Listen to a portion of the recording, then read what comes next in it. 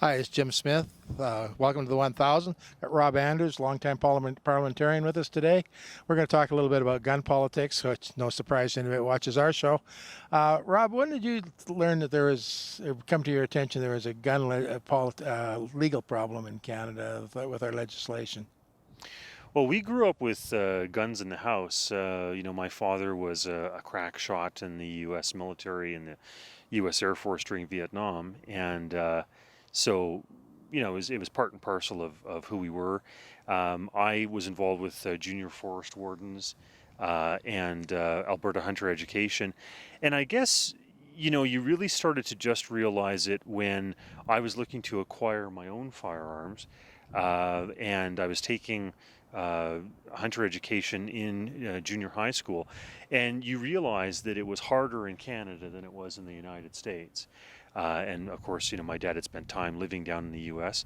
So right there and then you realize something was different. But then, as I was growing up and maturing as a young man, we had a series of bills that were being passed, whether it was Kim Campbell or Alan Rock.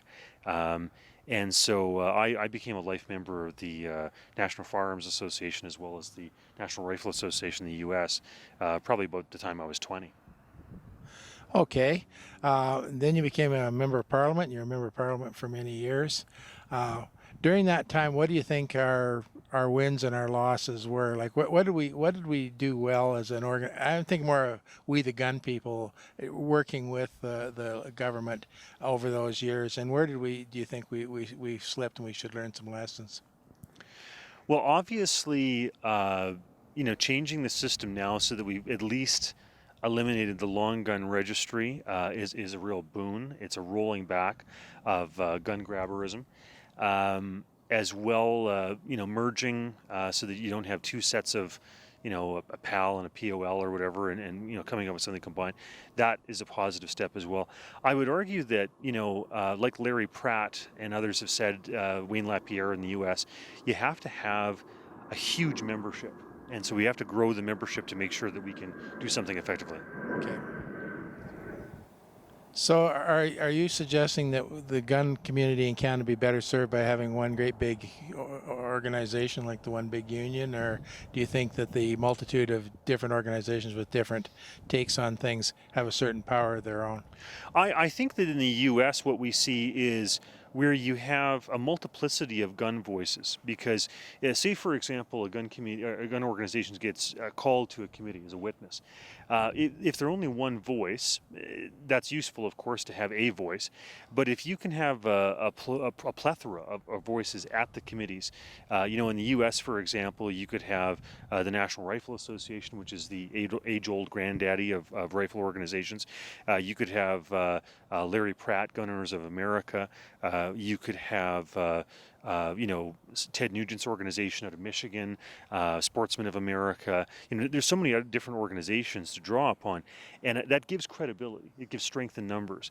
I think the important thing is that the grass tops of those gun organizations all kind of understand that they're working toward the same ends is valuable, so that somebody who's in favor of a 10 millimeter preservation society or somebody who's with the age-old National Rifle Association all commonly understand what their goal is, and they're fighting kind of the encroachment of gun grabbers is a good thing. But to have a multiplicity of voices, I think, is the key. Okay. And I hear what you're saying. We have a multiplicity of voices here in Canada. They don't always sing on the same tune out of the same hymn book. But it is a goal, I think, to aspire to. And it's something the 1000 they're hoping to do. We recommend people belong to an organization of their choice. Pretty much what works best for them, and perhaps multiple organizations, because as you say, different organizations have different purposes and tend to be stronger at those very purposes. Going forward, the goal of our organization, from my personal point of view, it's an oral history operation, and we're trying to provide information and guidance and information that the young crowd can use, so they don't recapitulate the past. I think one of the problems I run across with politicians is that they have a fairly short lifespan. Sure. Yeah, that's true. 10 years is a long time. Yeah, I And, get it. and it's hard on people. I watch people age in Parliament way faster of all parties. It's a hard grind. So then they leave, another group comes in. The bureaucrats stay the same. Yes, they do. So how do we handle the bureaucrats? Well, you have to be large enough that the politicians sincerely fear the power of gun activists, so that you can, if you have 1,000 people that can be mobilized to take out a membership in any given riding across the country, that is real political clout, and people will pay attention to that. If it's only a few dozen, it has some value, because, of course, those people can serve on the executive, and there's an old Greek principle, or maybe it's Roman, that speed and brains beat brawn. So, even a few people well placed and well activated and trained and mobilized and trained, or whatever, are effective. But the larger numbers really have a lot of clout. And so I would say, first off, there's a lot more that needs to be done in terms of getting involved in politics and making sure that we have good, solid people elected inside the parties and serving on the executives and at the national levels in terms of, the national councils of the parties, etc., that type of thing. That's all incredibly valuable. Activism then within the parties at all levels from candidate on down is your strong recommendation, and you've seen it for a long time, so I guess we'd have to listen very carefully to that. How do you deal with the activists that just can't stomach politics? Well, I've said this to a number of my guys who've worked for me over the years, and I've cranked out a number of very capable campaign managers through our office. If you're not involved, somebody else is. And if you're not in the public square advocating for your ideas and your positions, somebody else is doing it, and there's a good chance they don't share your worldview. So I realize that politics many times is a bruising, sport, and it's tough, and there's compromises, and frankly, there's a lot of snakes involved in the business. That's true, but if good people don't get involved, you guarantee the snakes dominate. How do we deal with compromise? Because compromise is my personal biggest fear. Because it seems that compromise is always, we lose half. Well, I believe that incrementalism is a good way to go, in the sense that I may want the moon, but I start with saying, okay, well, going from Airdrie to Calgary is a bit of the trip, and so you have to be willing to do things in increments, right? Not everybody's going to share our view right down the line, but as you go, as you build coalitions, friends, as you take a gun movement, for example, and you expand it. I mean, some people are going to say, well, I'm in favor of bow hunting, but I'm not in favor of 10 millimeters. And some people are going to say, well, I'm in favor of shotguns and rifles, but I'm not in favor of military style weapons, or what have you. And what you do is you set up a bunch of different organizations that can have Venn diagram overlaps, and that hopefully the grass tops of the movements all coordinate and understand. And each of these different groups can reach a larger, bigger, wider aspect of the community that cares about property rights. That's interesting, because one of the interesting things about Dave Tomlinson, the founder of the NFA, he was a one big organization guy, and he assumed he would be the guy. And he and I had some great discussions, some of which got quite heated, because I told him I didn't really honestly want to trust my hobby to any one person, including Dave Tomlinson, who I did respect, but he didn't live forever, and neither will you or I. So I'm interested in the many different organizations. Should there be a formal structure, do you think? Should there be a council of firearms enthusiast organizations or something? Or does it have to be that formal to get people talking? I don't think you need, quote unquote, a formal structure per se. There's nothing formal that would say that Ted Nugent or Charlton Heston have to agree on something or have to get together or whatever. But I'm sure over the course of their travels, supporting gun rights over the years, they knew of each other and were supportive of each other's work in some ways. I would say that reach out to those people that are going to support a certain aspect of our cause. Some people are going to support bow hunting. Other people are going to support handguns. Other people are going to support hunting ducks, etc. Reach out to those who you can reach with a certain aspect of the message, and then hopefully the people at the top of these various organizations are smart enough, savvy enough to coordinate amongst themselves so that we're all rowing in the same direction for a common cause. And hopefully they don't try to feather their own nest by attacking other sports and other groups within the sport. Yeah. Seems to be a problem we have. Yeah, well, I would argue that a movement needs to take care of its own. That's important, and you need to be able to,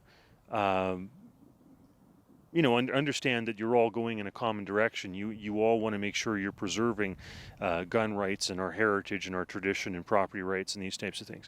So. You have a bunch of these different organizations, I think, and hopefully they coordinate. You're always going to have some personalities at play, but sometimes that competition between organizations can be a good thing. Okay, when I worked for the National Citizens Coalition, we had given $10,000 to Kevin Avram to establish the Canadian Taxpayers Federation. Now, nowadays, I bet you the Canadian Taxpayers Federation has a larger support base and more members and more supporters than does the National Citizens Coalition. But you know what? Amen. That's okay. Because it's nice to have somebody else who's advocating for taxpayers, for smaller government, for more efficiencies in government. It's good to have friends. And so, if the National Firearms Association, for example, can help spawn a bunch of other gun organizations across the country and spin-offs, that's great, because you want more people involved in the struggle. You mentioned private property, and you used the word rights. We always use that, private property rights, but it seems to me in Canada and throughout the Westminster world, including the United States, it's private property privilege. How would you comment on our issue with private? Because I think the gun movement has got nothing to do with guns and everything to do with property, personally. Yeah, that's fair. I think, guns are the fundamental right. The right, the freedom of speech, the freedom of assembly, the freedom of association, the freedom of religion to worship as you wish. I mean, all these things are first and foremost dependent on the right to bear arms, the right to have firearms. Because if people aren't able to defend themselves, maybe the castle defense in terms of, common law, or be able to take up arms against an unjust regime, a bad government type of thing, then all the other rights, as Bentham would have said, are nonsense upon stilts. So I think it is the fundamental right. Thank goodness for the Second Amendment in the United States. Thomas Jefferson, who I regard as my favorite of all the U.S. presidents, was adamant about the right to bear arms. And I think, there's certainly a long tradition of it in Canada. Canada would not be what it is without firearms ownership. And I think we draw these things, whether it's, King Canute and the early primitive aspects of property rights in the Dane law in England, and then the restrictions that came on King John and Magna Carta in 1215. I mean, these things are all deeply rooted in our culture. A question that I ask a lot of people is, what are your suggestions going forward? What do you recommend? Short-term, medium-term, and long-term recommendations going forward from where you see? One thing I'm very encouraged by as of late, when I was a student at the University of Calgary, we didn't have a firearms group on campus, and I think that was a sadness. But now there is a firearms group on the U of C campus, and that's fantastic. And I remember, these guys were quibbling about how big they should make the group and how inclusive they should make the group. And I said, the bigger the better. There's a lot of people that, because of the meddling, gun-grabbing nature of the bureaucracy in this country, have tried to dissuade young people from getting involved and active in firearms. And I think anything you can do to expand that so that young people have an opportunity to handle these. I can't think of how many people over the years that I've taken down to gun ranges that have never handled a firearm before. And after they actually fire them and come to respect them and understand what they can do and see the fun, in a sense, of target shooting and what have you, that does a tremendous amount to educate people about firearms. I think we have to get into the schools, encourage young people to take these things up, to encourage the tradition, the heritage. I think it's important to proliferate gun organizations. I know that I've been involved in helping to either sustain some of the ones of the past or help to set up some of the new. And make sure that you get active in politics. It's important to support people in the political process that share our worldview and believe in advocating for gun rights and property rights. As long as we continue to do that and do more and more of it, I think that is, in a sense, the solution. Great. Thank you very much for your help tonight. We enjoyed the shoot. Thanks for Thank you. coming It's an by. honor, sir. Yeah. Thank you. Thanks for dropping in and watching. If you liked what you saw, please share it with your friends. Please like it. Please subscribe to our channel and drop into www.the1000.ca and follow our movement. Bye.